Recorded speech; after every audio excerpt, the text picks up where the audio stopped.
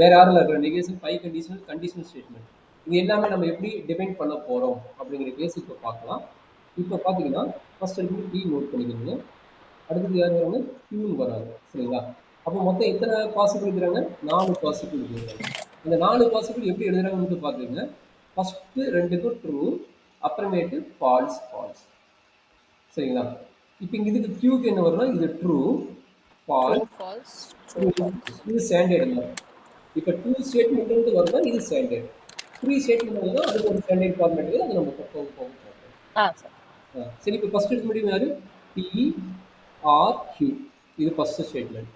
இதுக்கு நல்லா பார்த்துங்க டெஃபினிஷன் பார்த்துங்க என்ன சொல்றாங்கன்னா இதுல ஏதோ ஒன்று ட்ரூவா இருந்தாவே ட்ரூ போட்டுக்கலாம். என்ன True, சொல்றீங்க? sir. இதுல ஏதோ ஒன்று ட்ரூவா இருந்தாலும் அட்லீஸ்ட் ஒன் ட்ரூ இருந்தாவே போதும். இது ஃபுல்லாவே ட்ரூ ஆயிடும். சரிங்களா?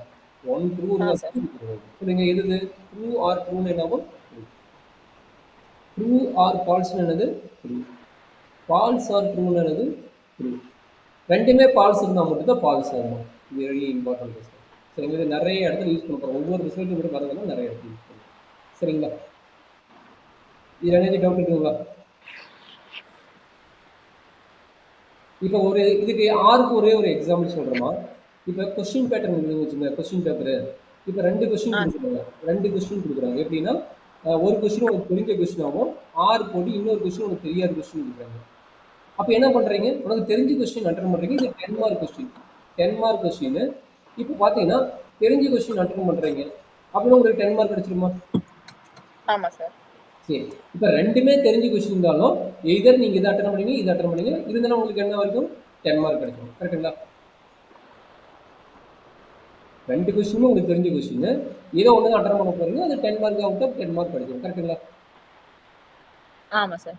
சரி, இப்போ ரெண்டுமே தெரியாத கொஸ்டின் என்ன ஆகும்? 10 மார்க் அவுட் ஆயிடும். அப்போ தெரிஞ்ச கொஸ்டின் அப்படிங்கிறது வந்து ட்ரூ ஆகும், தெரியாத கொஸ்டின்ங்கிறது வந்து ஃபால்ஸாக இருக்கும். அப்போ இது மேட்ச் ஆகும். அப்போ ரெண்டுமே தெரியாத போனால் தான் உங்களுக்கு மார்க் போகும் தவிர மற்றபடி உங்களுக்கு ஒன்று தெரிஞ்சாவோ இல்லை 2 தெரிஞ்சாவோ உங்களுக்கு மார்க் கிடைக்கும். கரெக்டாமா? சார். சரி கேட்குங்க. இப்போ அண்டுக்கு இப்போ பாருங்க அது ஆப்போசிட் ஐடியா. இந்த இடத்துல ஆறுக்கு பதிலாக அண்டு போட்டாங்க. அப்போ என்ன பண்ண வேணும்?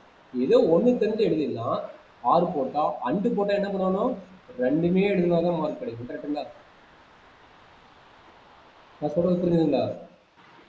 உங்களோட கொஸ்டின் பேப்பர்ல இந்த 6க்கு பதிலாக அண்டுன்னு போட்டாங்க. 2 கொஸ்டின் கொடுத்துட்டாங்க. என்ன அண்டுன்னு போட்டாங்க. அண்டுன்னு போட்டு என்ன பண்ணணும்? சார். ரெண்டுமே அட்டெண்ட் பண்ணணும். இல்லைன்னா மார்க் கிடைக்காது.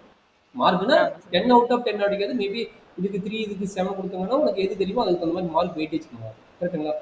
அப்போ நல்லா அண்டர்ஸ்டாண்ட் பண்ணிட்டீங்க. 2 தெரிஞ்சா மார்க், இல்லைன்னா 1 தெரியலனாலும் உங்களுக்கு மார்க் ரெடியூஸ் ஆகும். கரெக்டுங்களா? அவ்வளோதான். இதுதான் சிம்பிள் எக்ஸாம்பிள். அந்த ஆர்க்கு இதுதான் சிம்பிள் எக்ஸாம்பிள். ஓகேங்களா? இல்லை டவுட் இருக்குங்களா? உங்களோட வேக் இப்போ நான் சொன்ன கான்செப்ட் உங்களோட வேக் எழுதி வச்சுங்க. எப்பயுமே மறக்காது. ஏன்னா இது வந்து 2/2 அப்படியே மெமரி பண்ணிக்கலாம். சப்போஸ் நாளைக்கு 3/3 4/4 அந்த மாதிரி 3/3 வரைக்கும் உங்களுக்கு இருக்குது. அதாவது 2³ 8 வரைக்கும் உங்களுக்கு இருக்குது. 8 வரைக்குமே இருக்கும். அந்த ட்ரூத் டேபிள் கேட்குறாங்களா இல்லை டைரக்ட் ட்ரூத் கேட்குறாங்க நமக்கு தெரியாது. Without using table using formula கேட்குறாங்க தெரியாது. பட் இது பேசிக் ஐடியா. இந்த ஐடியா நான் வச்சுருந்தா இந்த இது நம்ம வந்து மிஸ்டேக் ஆகுது. சரிங்களா? Okay sir. சரிங்க. இப்போ பி ஆர் கியூ போட்டாச்சு, பி அண்ட் கியூ போட்டாச்சு. அடுத்தது யார் வேணும்? Negation B. நெகேஷன் பின்னா என்னடா தானே? Not of P sir. அப்போ இது ட்ரூ சொல்கிறாங்க ஃபால்ஸ் மாதிரி. ட்ரூவில் எங்கே இருக்குது அது ஃபால்ஸு, ஃபால்ஸ் எங்கே இருக்குது அவ்வளோதான். False false true true. Okay okay sir. Okay இப்போ போட்டாச்சு. அடுத்து என்னது? கண்டிஷனல் ஸ்டேட்மெண்ட், அதாவது இம்ப்ளிகேஷன்.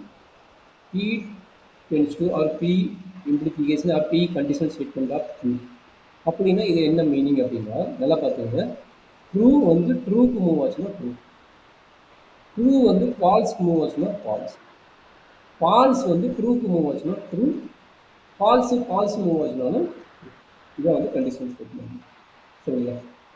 இது மட்டும் ரிப்பீட் பண்ணுங்க சார். பாருங்க, ட்ரூ யார்கிட்ட போகிறாங்க? ட்ரூ வந்து ட்ரூ கிட்ட தான் போகிறாங்க. ட்ரூ ஆயிடும். ஆமாம் சார். ட்ரூ வந்து ஃபால்ஸ்கிட்ட போகிறாங்க. அவன் என்ன ஆவாங்க? ஃபால்ஸ் ஆயிடும். ஃபால்ஸ்.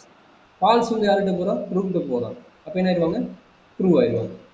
இப்போ ரெண்டுமே ஃபால்ஸ், ஒன்றுமே பிரச்சனை. ரெண்டுமே ட்ரூவாக இருந்தாலும் ட்ரூ தான், ரெண்டுமே ஃபால்ஸ் இருந்தாலும் ட்ரூ தான். ரெண்டுமே சேம். அதாவது அது என்ன மீனிங் சார்? இப்போ எஃப் ட்ரூ வந்துட்டு ஃபால்ஸுக்கு போகுதுன்னா மட்டும் அது ஃபால்ஸ்.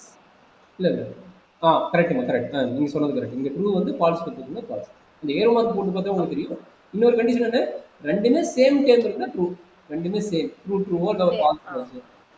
ஆனா ஃபால்ஸ் ட்ரூக்கு போனாலும் அது ட்ரூ தான் சார். ஆமா. ஃபால்ஸ் ட்ரூக்கு போனா ட்ரூ தாம்மா.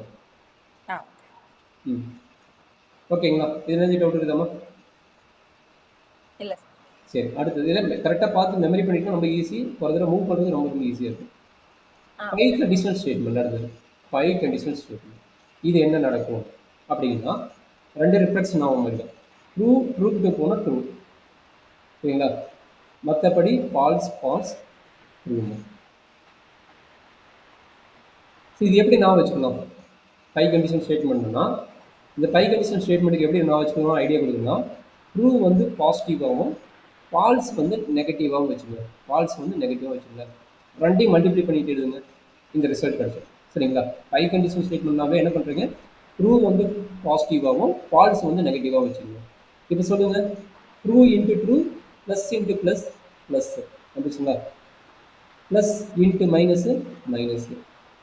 மைனஸ் இன்ட்டு ப்ளஸ்ஸு மைனஸு ஃபால்ஸ்னா மைனஸ் சொல்லலாம் மைனஸ் இன்ட்டு மைனஸு ப்ளஸ் அவ்வளோதான் நான் வச்சுக்க முடியுங்களா இல்லை டவுட் இருக்குங்களா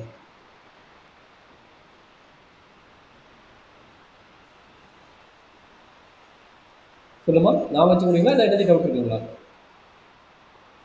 சார் இதுல வந்துட்டு ஃபால்ஸ் ட்ரூவா இருந்தா அது ட்ரூ இல்ல ஃபால்ஸ் ரெண்டுமே சேமா இருந்தா அது ட்ரூ இல்லனா அது ஃபால்ஸ் சார். அதான் ப்ளஸ் மைனஸ் கூட நான் வச்சுட்டு கூட நீங்கள் மெமரி பண்ணிக்கலாம் ஆ.